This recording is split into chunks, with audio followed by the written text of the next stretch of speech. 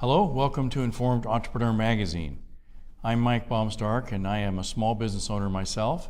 And today I'm interviewing another small business owner, Maria Spetalnik of Conquer the Clutter. Welcome, Maria. Hi, thank you. All right, we're going to find out about Maria's business and hope you'll enjoy this interview. Let's start out, Maria, with where you're from originally. Where'd you come from?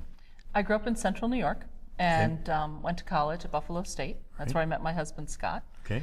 And we moved down here to Virginia a little over 17 years ago. I see. Now, how long have you been in business?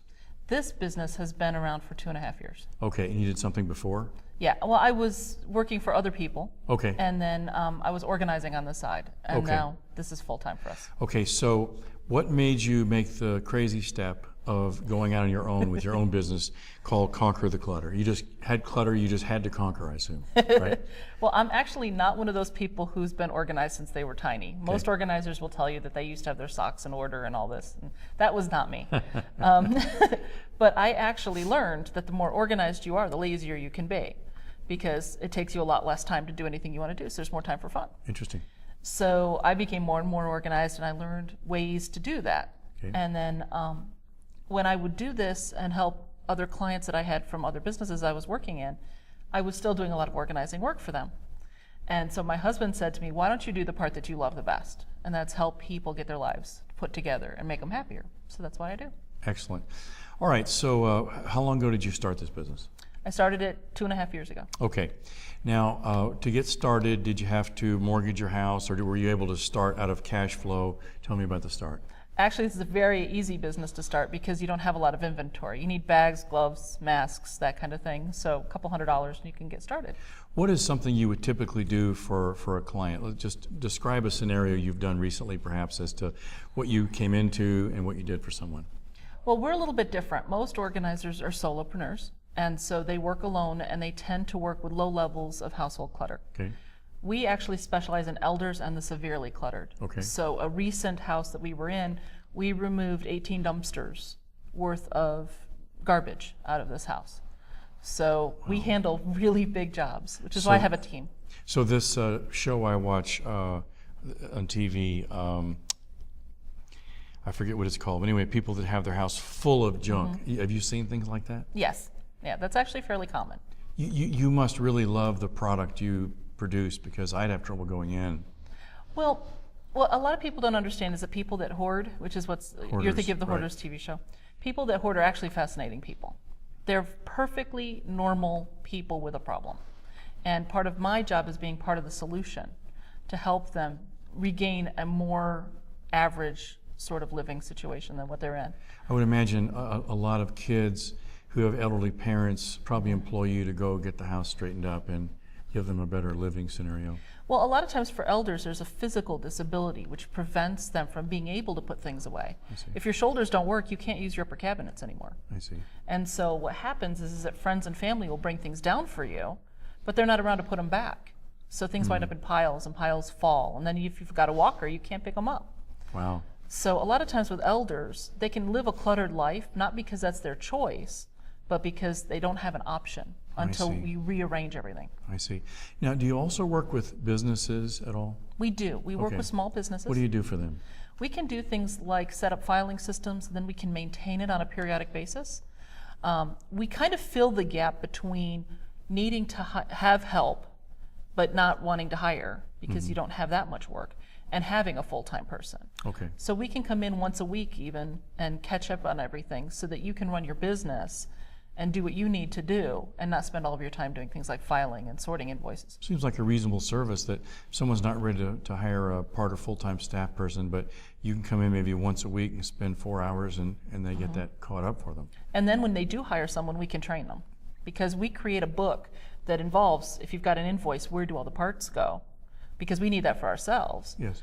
But then when you hire somebody, we'll train them for you. So you only have to train us. You don't have to keep training each successive person that you've got. Very interesting. As you got started in business, what would you say are maybe the top 2 difficulties you've encountered?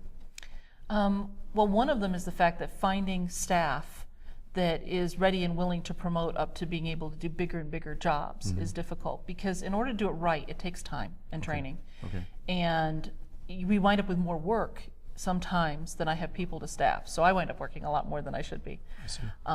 But the team is growing. We have 14 on staff right now. Okay. And they're slowly getting there. But it's one of those things where sometimes they're not trained to the level yet where I'm prepared to just hand over the work to them. Yes. So training is a big issue. Okay. How about one or two successes you feel like sharing with us? We have a client right now in Alexandria who was referred to us by Fairfax County, and she was in a hoarded situation. She lives on a third floor walk-up and is unable to leave her apartment. Over time, we got her to code. She's continuing to work with us. Now she gets in all of her physical therapy, her doctors and everything, and she's made the determination she's going to walk out of that apartment and out on her own. And she's losing weight, and she's getting in better physical condition. So every time we see her, she's improving, and that feels really good to us. That's lovely. Well, also, you're obviously employing some people. You're providing incomes for a few families there also, which to me is a very rewarding thing, to be able to be productive and help other people. I don't have 14 employees at this point, and I probably won't in my business. But the 2 or 3 people that work for me, they seem to like working for me, and I feel like I'm providing something for them, you know? So that's fantastic. Now, my staff is all part-time. Yeah, that understand. But still. Well, everybody in the United States will be part-time by 2014. Well, that is a question. I guess everyone knows that, right? Everyone will be working less than 30 hours because apparently the only people that are not exempt from Obamacare are we the people.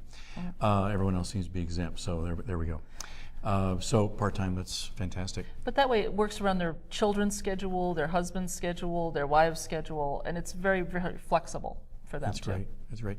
What do you see future, next 5 years for Conquer the Clutter?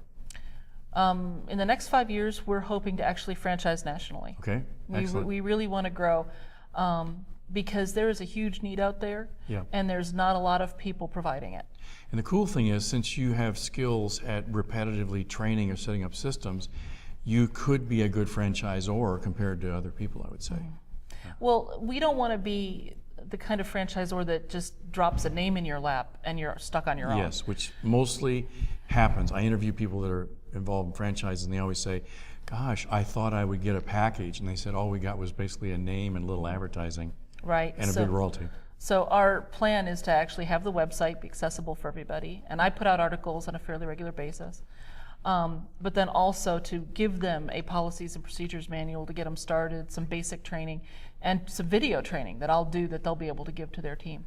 I recommend that you include, to be a business owner, you need to be aware of all these things, because everybody I've interviewed, without a doubt, who's been a franchisee, they always say, you would think they would give us some guide that if you don't pay your B-poll tax, someone's going to come after you. If you don't do this, if you don't do that.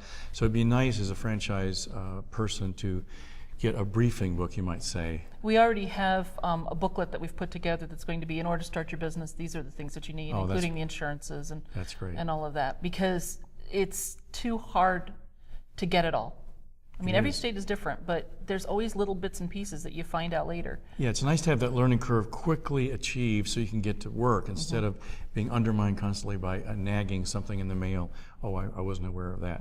I mean, we all know about the IRS and the state tax people. We're aware of that, but there's a lot more that happens to a business owner. Oh, yeah. And not to mention how to do marketing well, this sort of thing.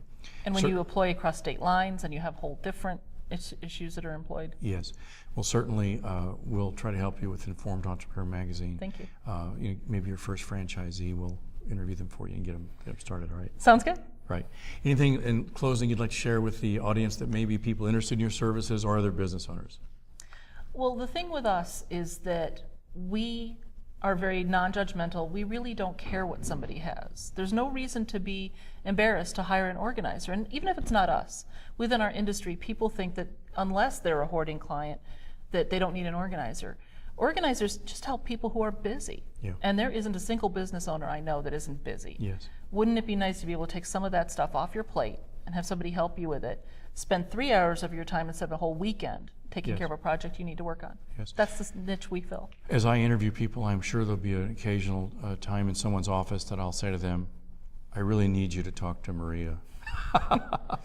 We thank you for joining us today on Informed Entrepreneur Magazine, Conquer the Clutter, Maria Spetalnik, and thanks you for the interview. Thank you very much. Okay. you.